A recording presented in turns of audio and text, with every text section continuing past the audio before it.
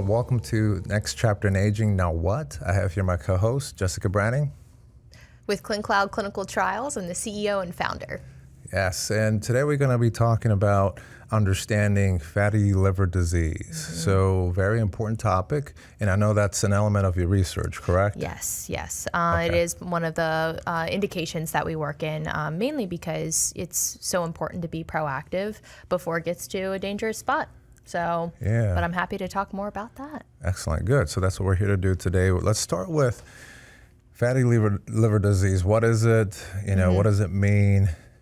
Absolutely. So the very first thing that I always like to make sure that people understand is fatty liver disease can be kind of all-encompassing. So you have fatty liver disease due to alcohol intake, abuse, and then you have what's called non-alcoholic fatty liver disease. And that's really the indication we're focusing a lot of our attention on in clinical trials. And essentially what's happening is the liver is storing fatty deposits. So when you have fatty deposits, it's not processing all the nutrients that it needs to appropriately. So it's just kind of slow, sluggish. It's not working the way it's supposed to. So it starts to release toxins, and that toxin can then be harmful to other organs, and it can create kind of a slow death to your liver, which you don't want. Yeah, no, we definitely don't want that. Yeah. And it's interesting because it's one of those things, right? So it's internal until you get symptoms and eventually diagnosed. So for people that are watching and they're going, let's say, through their PCP, they're developing symptoms. So they get diagnosed. What kind of testing is needed to diagnose a fatty liver? So a lot of the times, and actually symptoms don't really start to present until you until you start to have cirrhosis. Really, that's when the massive symptoms really start to be present. So you get the jaundice start to turn yellow. That's when it's really bad. That's when it's really bad. It's really classified as a silent epidemic that's going on right now because there's not a lot of symptoms. Now, typically speaking, when you're going to your doctor, you'll get blood work done, and the key thing they look for is your ALT and your AST levels to see if they're elevated. But your liver could still have non-alcoholic fatty liver disease and still be within normal range on those lab values. Wow. So it's important that if you have certain risk factors such as diabetes, hypertension, high cholesterol, you might be overweight, that you start to look into whether or not you are at risk or you're starting to have fatty liver disease. One of the things we do at ClinCloud and through some clinical trials is it's a special ultrasound known as a fibroscan. So we take a picture, it doesn't hurt, but we take a picture and it's able to let us know what level of fatty deposits are in your liver, and that's when we can start, peeling apart the onion, if you will, pairing that with blood work that you can do, and then the gold standard for diagnosing is through a liver biopsy. Okay, got it. So that's the ultimate way to really know. Okay, got it.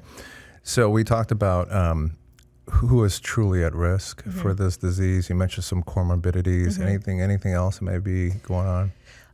Those are the biggest risk factors. So typically what I tell anybody is, number one, if you are overweight and you have diabetes, definitely you need to make sure you're getting checked out, talking to your doctor. There are some lifestyle management that you can do. Most of the time your doctor will say, well, you lose some weight and we'll see if your liver enzymes are getting back to normal, or you might decrease your risk, but there's really no cure or treatment that's available right now. Okay. And that's really why we're doing research, is because we're hopeful that we can try to reverse the effects, because the liver is an incredible organ, right? It is the only organ in the body that can regenerate itself. Right. So once the damage has happened, as long as we don't get to cirrhosis, then there's a chance that we might be able to reverse some of the effects with some of the treatments that we're looking at.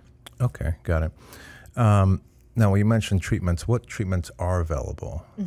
So right now, there's nothing that's available if you go to your primary care doctor to say, can I have a medication to reduce my effects? The way that they're treating it now is losing weight, trying to help with some of the other comorbidities. So, for instance, I mentioned cholesterol, high blood pressure, trying to keep those at bay and in normal range. So we're decreasing risks of your non-alcoholic fatty liver disease going into what's called non-alcoholic steatosis hepatitis. Okay. So that's what we're trying to reduce the progression of the disease.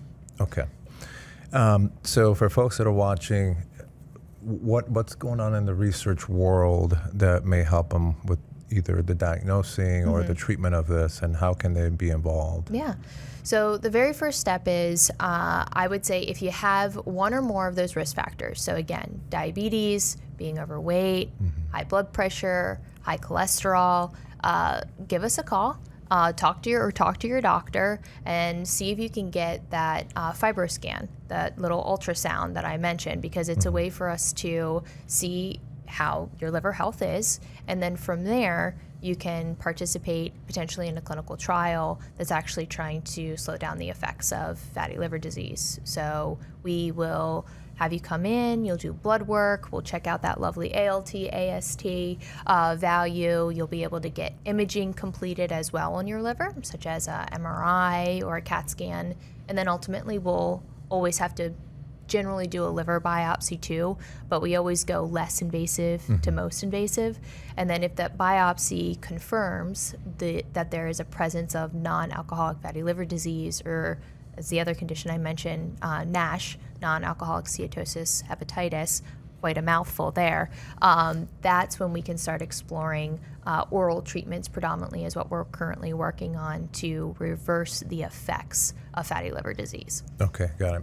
So if I'm thinking about doing this, even with ClinCloud or even my physician, number one is, do I need a consult to come to ClinCloud to check out this potential diagnosis for myself? And then the other concern, let's say I don't have health insurance. I'm not even going to my doctor because I don't have health insurance. Can ClinCloud help? So that's the beautiful thing about really any clinical research facility you go to, that everything is at no cost to you. Excellent. And no insurance is involved. And you don't need a referral. So you don't need to go to your PCP. You can come to us, give us a call, we'll get you scheduled. That first consult we do is more about education on the disease itself. We perform the FibroScan, to talk to you about your medical history and the medications you're taking to see, what risk profile you're falling into. And then from there, that's when we potentially match you to one of our clinical trials to slow down the effects, or say, hey, liver's looking good.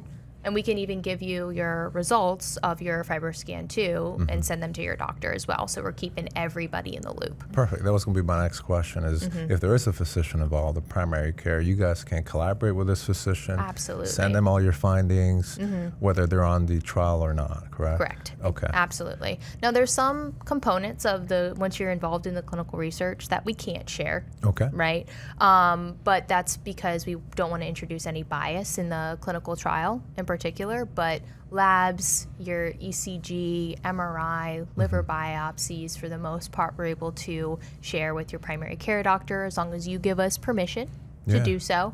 But the goal is really to just have a cohesive healthcare community so that everybody knows what's going on. Because the last thing we're doing is taking over your primary care doctor or your specialist. We want to just work in conjunction with them. Yeah, no, that's awesome. And I'm thinking, if I'm a primary care physician and I have an entity that's not competing for my patient and they can do all these things for my patient, that's excellent. Yeah. I mean, we talked at a different podcast about how, they have their clinics and they're full, they're focused, and they have a short amount of time with the patient direct. So something like this can be awesome for their patients, and then they get that information, which is good. Exactly. Good. So how can you be proactive with your health and your liver health? So what are some tips that you may have for somebody that's watching? Yeah, absolutely. I think the number one thing is, and you hear it all the time, but eating right and being physically active is so, so important, because all those risk factors that we've talked about, by doing those two things alone, it can help reduce those diseases getting worse, right? So I always tell everybody to try your hardest. eat things in moderation, try and work out at least, go for a 30-minute walk, at least 3 or 4 times a week. And that's really, really important. And then participating in clinical research, because right now there's not a cure for this condition. So, or at least first step, just getting a FibroScan done if you have any of those current risk factors. Or one that I did forget to mention is you could be genetically at risk for this condition too.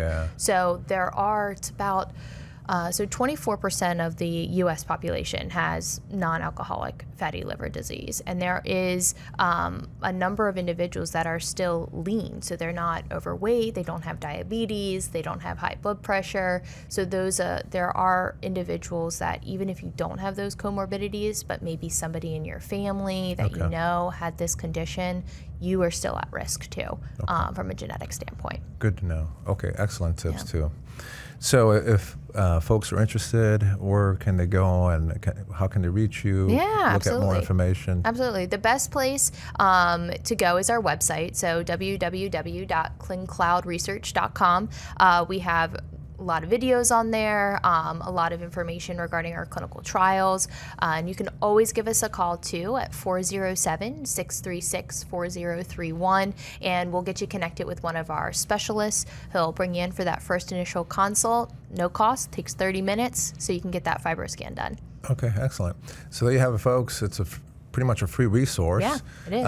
For you to either figure out if you need this assistance, and if you do need the assistance, you get it for free. They communicate with your PCP. So highly encourage you to check out ClinCloud for the fatty liver disease and potential treatments and everything else. So thank you, folks, for joining us today. I appreciate it. Thank you. Be a part of the cure.